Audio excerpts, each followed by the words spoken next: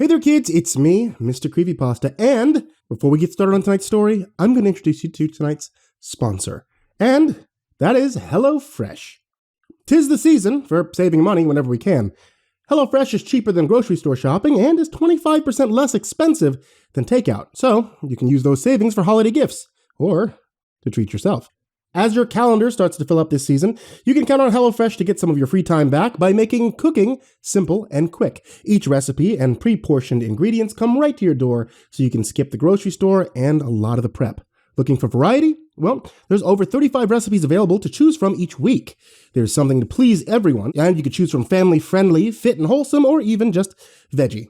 Plus, you can easily customize your meals by swapping proteins and sides, upgrading your proteins, or even adding protein to a veggie meal. As you can see, I opted to make some meatballs and green beans. This also came with rice, but I have a rice cooker, and instead of using the rice here, I keep a big bag myself. That's one of the cool things about HelloFresh, I think, at least with a lot of the meals that they have here. I have a lot in my pantry because something looks good at the store and I end up getting it, which overstuffs things whenever I'm trying to cook. This way, I can actually mix and match things with HelloFresh and make my meals, I think, a lot more plussed up. If you'd like to give HelloFresh a try, go over to HelloFresh.com and use code CreepyPasta21 for 21 free meals plus free shipping. That's HelloFresh.com and CreepyPasta21, like you see on your screen, for 21 free meals plus free shipping. Now that my meal is cooked, I'm going to have myself a couple of meatballs, and if all of you are hungry, then I hope you check out today's offer. And now, on to tonight's story. Once, when I was a child, I visited the land of the dead. There's a door in our garden that only I could see. On the other side, there were people dancing, protecting my family, and sharing stories of days gone by. My parents thought it was a wild fantasy because I was an only child, but my grandmother believed me. I learned about the gift I can now control, seeing the spirits that move between worlds. I guess that's why Christmas is so special to me. It gives me the opportunity to reconnect to my family, even the ones lost to time. I've never been afraid of death or what it might hold for me, but I do recognize there are forces beyond the veil that are more sinister than others. Esther Springs was due to meet one very soon that Christmas, and I was going to be the harbinger of its coming. The final incident. A longing for the gates of heaven. I stepped across the threshold, leaving Jay behind to explore the endless crimson staircase. It was here that Lydia had been given her mysterious gift. I was sure of that. And likely from here, where the dangerous demons that now plagued this sleepy town dwelled. I found myself climbing the bloody staircase and getting nowhere. Yet the more I went, the fainter sounds became, the dimmer the color. Everything was lost into this void. And then I turned and saw a door, bland and forgotten, leading back towards Esther Springs. But this was not the same small town I was familiar with. As I crossed over, I only saw signs of death and destruction, bodies strewn about the basement, carelessly torn apart on the stairs. Beyond the banquet hall, there was more of the same. The entire town looked like it had been struck by a bomb. Houses were torn down, trees burnt to a crisp, not a speck of green anywhere. This was nothing short of oblivion, and the bodies that were piled on the streets and hanging from the trees told of a death toll greater than any natural disaster. It was a ghastly scene for even such a wicked place as this. Amid the devastation, I saw the shadow that had led me here. Lydia standing near the edge of the church grounds. She was singing Christmas carols as I approached, and played in ashen snow like a little child, unaware of all that was going on around her. "Lydia! Why are you here? Why did you bring me here?" A voice hardly sounded like my own. It was hollow and echoed everywhere. "I didn't want to have Christmas alone," she answered, as she danced her way into the church. I was shocked to see that the shadow could enter here, almost forgetting where I was. The rules of the Holy Church didn't apply in this void. I stepped inside and caught my breath. I saw the congregation pews were packed. All of the villagers of Esther Springs were there, holding their hymn books, singing as Father Drew finished the morning choir. "Children have been blessed to enter the sacred kingdom of the Lord ahead of the world," Through this door, the one that we feared and turned a blind eye to for years, we have seen how the Lord has given us all. We need to trust him, Drew said. He was talking about the burnt holly, the strange phenomenon that had sparked this whole series of events. Lydia, you were lost when you came, but the gift that God gave to you brought you to us and gave you an extraordinary power, the preacher proclaimed.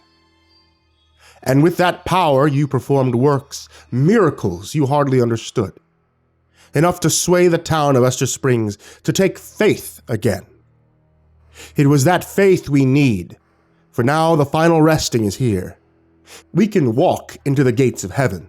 No longer a need for waiting for his salvation. We can go through of our own accord. All it takes, brothers and sisters, is a single act of solidarity. Who will join this call? The church cheered, but I felt a dread in my heart as they passed the communion. According to the deacon, Drew had died at the hand of the shadow. He was now eagerly encouraging members of the church to do the same. All I could see in the shadow's eyes were hunger. And then the churchgoers began to cough up blood, to flail, to collapse in the pews. Some of them screamed. Some tried to run. The shadow was fast. I saw more death and destruction everywhere I looked. And then I chose to run back to the banquet hall. I needed to return to the real world and warn them before it was too late. I hardly made it back across the threshold when I saw a body that sent shockwaves across me. In the banquet hall with the first massacre, it was Jay. A sudden chilling revelation sunk into my body. The Jay I had spoken to in the real world was a fraud, a charlatan that had led me here to be trapped. No, I realized I still had a personal connection to this little town. Lydia, I had to find a way to save her soul. I rushed to the door to return to the land of the living, my lungs filling with fire as I realized I had spent far too long here trying to unravel what these demons wanted. The answer was clear. They had latched on to Ester Springs' desire for prominence. Their need for blessings was causing them to make exceptions to the life they led. Choices that made no sense. And returning to the real world showed me firsthand how that was happening. The congregation had gathered at the banquet hall. Jay had called them there and was a bit surprised to see my return. They had brought Lydia as well, who was still in a coma. I told him to go to the other side and see what awaited him. What visions of the future did you see? My partner asked. No, I had to remind myself. This is just a poor imitation of the man I knew. The real Jay was dead. Now this ethereal husk was hell-bent on trapping the people of Ester Springs. I thought of what to say. All the ways that I could offer salvation. This town was about to be celebrating the holidays, convinced that the miracles they forced Lydia to perform were proof they had God's backing. They didn't care who they hurt or the damage they'd done. And some of them were already completely under the control of the demonic influence, eager to cause more harm.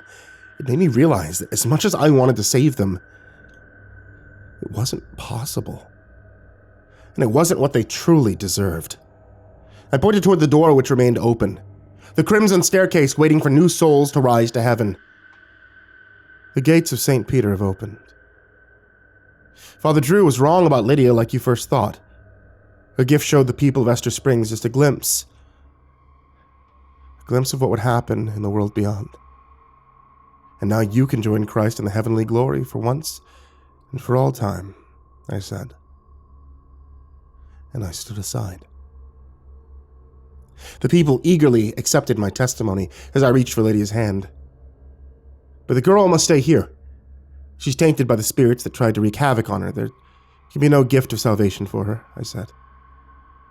The people of Ester Springs entered the doorway, following the staircase to the world beyond. Deacon Haverson was the last to go. You have a pure soul. I hope one day it leads you to the Lord. And then he left.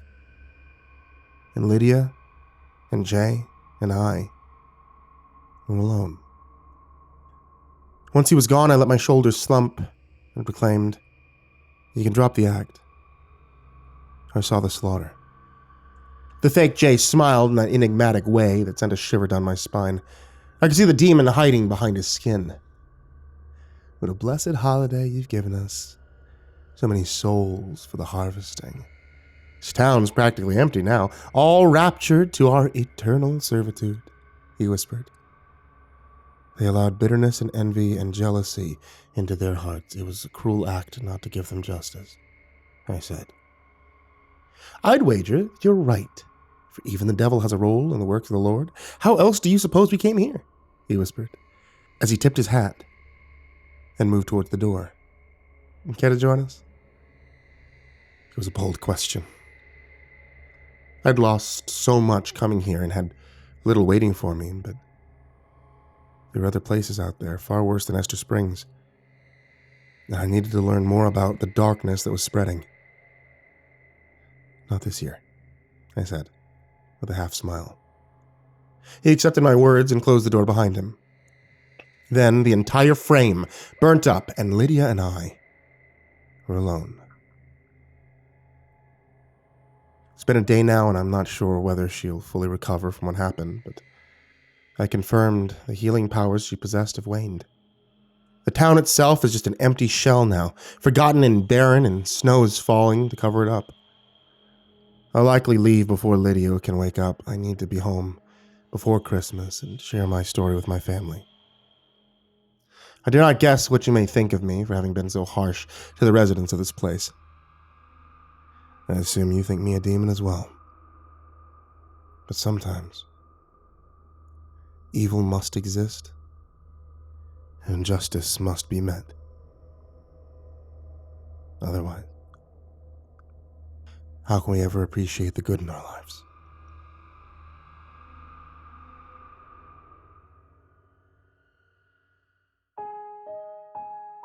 Hey there kids, it's me, MrCreepyPasta, and thank you so much for watching tonight's video. And if you guys are not listening on the podcast, then I strongly suggest you check out Spotify. The MrCreepyPasta Storytime podcast on Spotify is exactly what you see here on YouTube. Or if you're listening on the podcast, I strongly suggest you check out YouTube.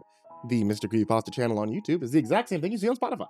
So really, there's no reason to cross-platform unless you just want to see more things. Or you want to see more of me, which you can also do on Twitter at MrCreepyPasta. And as always, I want to give a big thank you to everybody who supports me on Patreon. That includes everybody who's been waiting for me to update my Patreon, and I thank you all so much for being so patient with me. But especially, I want to give a thank you to Jordan Alexander Sanchez, Jakob Fenske, Stephanie Butler, Bobby Karman, Chance Burnett, Kraus, Tristain Pelton, AcidSystem, Adam Gerecke, Aeryn Stormcrow, Aika Limchoc, Amber Clark, Angelus, Atomaurus, Bastion Beefcake, Blue the Enigma, Brayden Morris, Broken Beast 320, Captain Scurvy, Caspian, ChellyJay, Corey Kenshin, Cronut 509, Crusader Chocobo, Cryptic Nightmares, Curse Pox Primarch, Dakota Lane Whetstone, Daniel Paulson, Darth Miver, Deleted Account, Dirt Diver 030, M, Esteban, Fester's Lampshade, Freddy Krueger, Gorag Trimagazine, Grand Moth the Milky, Hades Nephew, Happy Birthday Jason Wilson, Harley, Himbo Jerry, Horseman Sect Time, Insanity Gamer X, Jay Cairns, Jesus Cornell, Jordan Humble, Justin LaFontaine, Kaylee Ambrose, Kiri the Sloth, Crazy Kid, Cryolinian, Lambda M98, Lisa Cottrell, Little Crow, Lord Life's Best, Lupita Galvin, Love You Eminem, Matt Bach, Melted Lake, Michael Allen Jr. Brashears, Mike, Mr. Marcus Blitz, Nate Cull, Nico Kayo, Psychomel, Red Shadow Cat, Rob Like Sharp Things, Samahai, Sashi Suzaku, Seclude, Stricken, Tali Sue, Tater Chip, That Creepy Chick, The Ginger Bros, Turtle Man, Voice of Sand, William King, Xavier and Cheyenne, Yargol, and Zachary Graphius. If you would like to join this list of names that I horribly mispronounce, then please head over to patreon.com/MrCreepyPasta, or you can always check out the names in the description down below, and I appreciate it infinitely. So thank you all on Patreon, thank you all so much, and to everyone, sweet dreams.